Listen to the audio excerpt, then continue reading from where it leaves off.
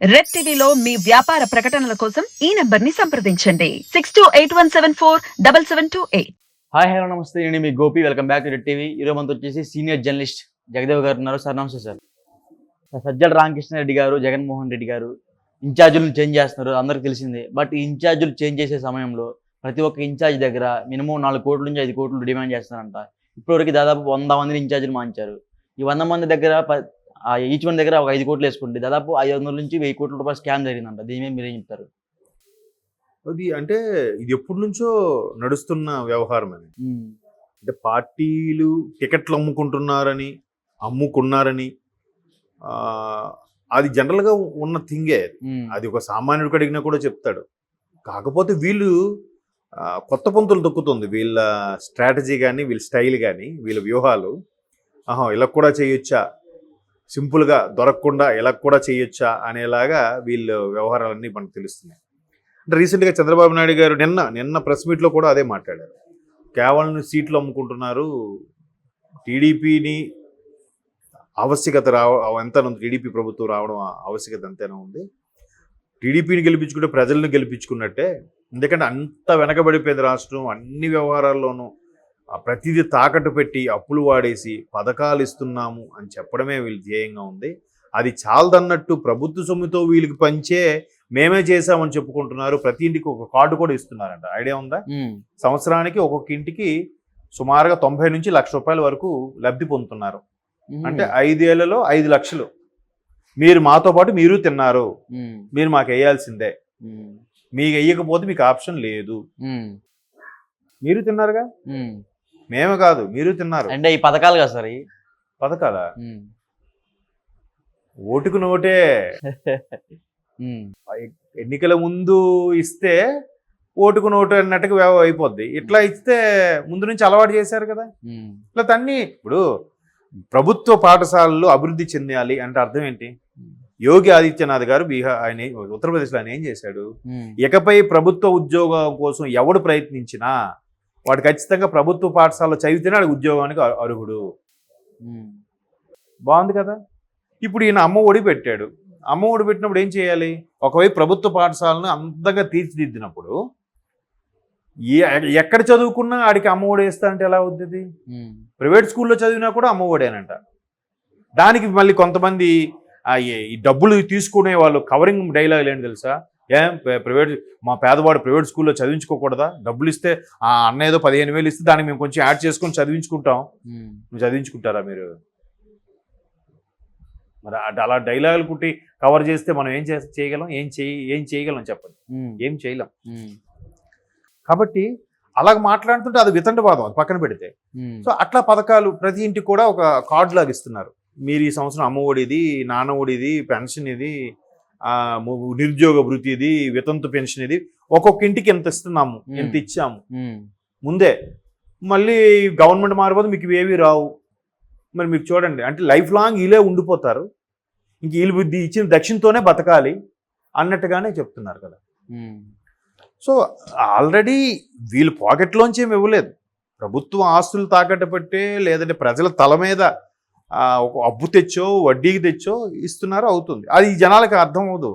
అమ్మ అంత కాదు కదా, అందరితో పాటు మనము కదా, ఏముందా మన ఒక్కడికి ఏం చేసాడు కదా వాడు. ఇలాంటి లాజికల్ ఒకటి మళ్ళీ జనాలు. అందుకే మారాల్సింది ప్రజలే అంట. అయిన తర్వాత ఇప్పుడు ఇన్ఛార్జీల వ్యవహారం ఇది ఎలా వచ్చిందంటే తెర మీదకి ముందుగానే వాళ్ళు ప్లాన్ చేసి పెట్టుకున్నారంట. ఎట్లాగా? డిస్ట్రిక్ట్కి ఒకరిని, ఒక సరైన కాంట్రాక్టర్ని కానీ, సరైన ఎంటర్ప్రీనర్ని కానీ, సరైన ఒక బిజినెస్ మ్యాన్ని ఎంచుకొని పెట్టుకొని అతనే ఆ జిల్లాలో ఉండే 10-12 నియోజకవర్గాలకు కూడా ఫండింగ్ ఇచ్చేలాగా ముందు నుంచి ప్లాన్ చేసుకున్నారు.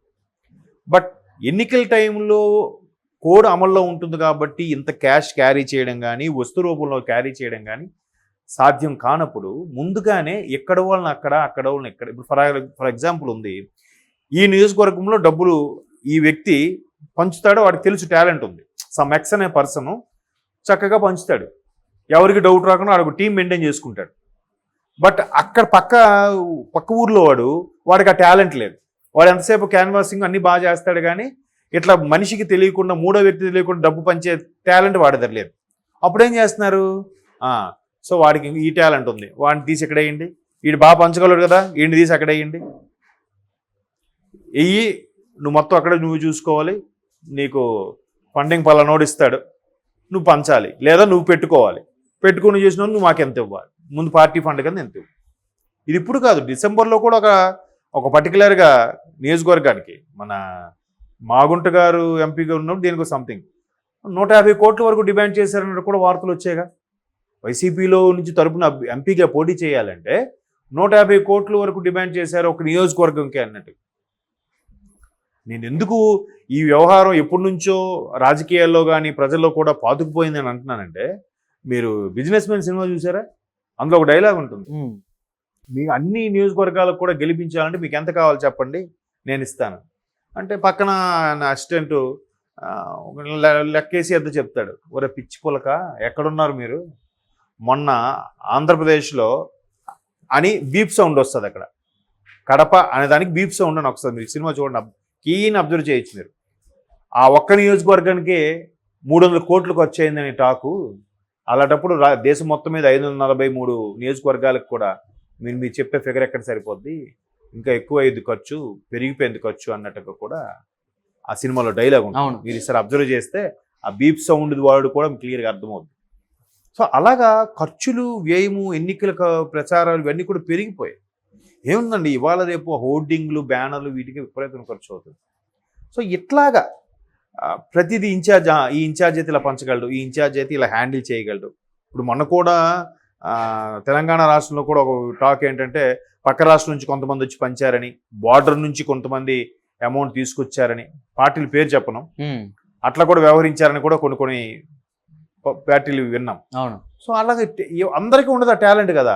సో ఆ టాలెంట్ ఉన్న వాళ్ళకి ఎక్కడైతే కఠినంగా స్ట్రిక్ట్గా అమలు ఉంటుందో, ఒకవేళ సెంట్రల్ గవర్నమెంట్ నుంచి వచ్చిన అధికారులు కానీ, లేదంటే అక్కడ ఉండే విధి నిర్వహణలో ఉండే పోలీసులు కానీ ఇబ్బంది పడుతున్నారని అటువంటి చాకచక్యంగా వేస్తున్నారు. ఈ అంశం కూడా ఎందుకు బలపడి రుజువైందంటే, రీసెంట్గా గుంటూరు నియోజకవర్గం గుంటూరు జిల్లాకు ప్రాతినిధ్యం వహించే మంత్రి విడుదల రజనీ గారికి సంబంధించి చిలకలూరుపేట రాజేష్ గారని ఆయన విడుదల రజనీ గారికి 6.5 కోట్ల వరకు సమర్పించారట. అవును.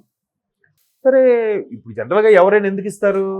మేడం గారికి ఏదైనా ఇస్తే మనకేమైనా ప్రాజెక్ట్ ఇస్తారో, లేదా మనకేమైనా ఒక ఇన్ఛార్జ్ గాని ఇస్తారు, లేదంటే ఒక నియోజకవర్గాన్ని ఎమ్మెల్యేగా ప్రకటిస్తారు, ఏదో ఒక ఆశ ఉంటుంది కదా. ప్రతిది కూడా అంతే కదా, నీకేంటి నాకేంటి అనే కదా, నేను నీకు ఇది ఇస్తా నాకు అది ఇవ్వు, వస్తు మార్పిడి ఇలాగా. సో అలాంటివి ఆయన ఎక్స్పెక్ట్ చేశాడు, ఏ సంథింగ్ ఇచ్చారు. ఇచ్చిన తర్వాత ఆమెకు మళ్ళీ అడిగి మాట్లాడి అన్ని చేస్తే ఆఖరికి సజ్జల గారి సమక్షంలో పెడితే ఆయన ఒక 3 కోట్లు ఇప్పించాడు.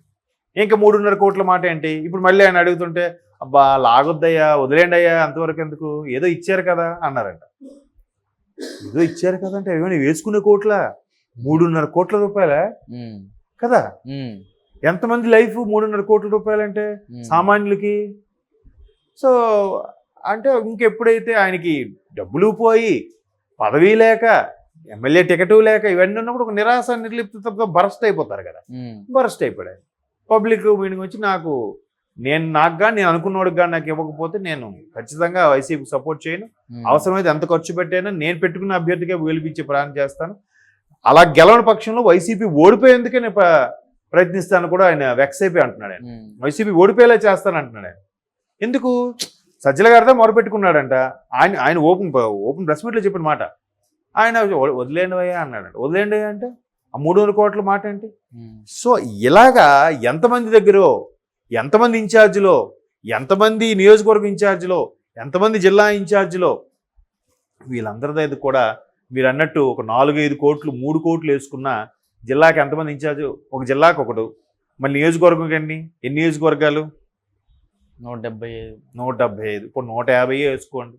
150 నియోజకవర్గాల్లో మనిషి దగ్గర 5 వేసుకున్నా 15 750 కోట్లు. ఎక్కడదండి అది? ఎక్కడికి వెళ్తుందండి? కాబట్టి అలాగా మొత్తానికి ఏదో చేస్తున్నారు, తెర వెనక కూడా పెద్ద పెద్దవి జరుగుతున్నాయి. కాకపోతే ఇవన్నీ సామాన్యులకు అర్థం కావు, తెలియజెప్పినా కూడా ఈ మధ్యకాలంలో కొత్త రకం నినాదం ఏంటంటే, ఎవడు తినలేదబ్బా, ఎవడు దొంగడు కాదబ్బా అన్నట్టు మాట్లాడుతున్నారు. అంటే ఎవడు తినలేదు, ఈడు తిన్నాడు ఆడు తిన్నాడు, వీడికి వేసి తప్పేంటి, అట్లా అయిపోయింది. అంటే ఆఖరికి పెద్ద గీత చిన్న గీత అని చూసుకోవాలి అంతే. చిన్న గీత కొంత బెటర్ కదా అని ఇప్పుడు అలాగనే ఆలోచించండి. పెద్ద గీతకే ఇంకా ఇస్తారు ఎందుకు? ఇప్పుడు మీ మాటలే అనుకుందాం కాసేపు, అంతే కదా. కాబట్టి పోనీ అరే పెద్ద గీత కదా, ఆడు ఆల్రెడీ ఫుల్ తినేసి ఉన్నాడు రా, ఆడు మన కోసమే ఖర్చు పెడతాడు రా అన్నట్టు అది లేదు, మళ్ళీ ఇందులో కూడా తినేస్తున్నాడు కదా. కాబట్టి మరి సజ్జల గారు కానీ ఇవన్నీ వార్తలు వస్తున్నాయి, దీంట్లో కొంత వాస్తవాలు కూడా ఉన్నాయి. చాలా మన సినిమాల్లో చూస్తున్నాం, రియల్ లైఫ్లో వింటున్నాం, న్యూస్లో చూస్తున్నాం, వార్తలో చూస్తున్నాం. కాబట్టి అవన్నీ సర్వసాధారణం అయిపోయాయండి, దాంట్లో ఆశ్చర్యపోవడానికి ఏమీ లేదు.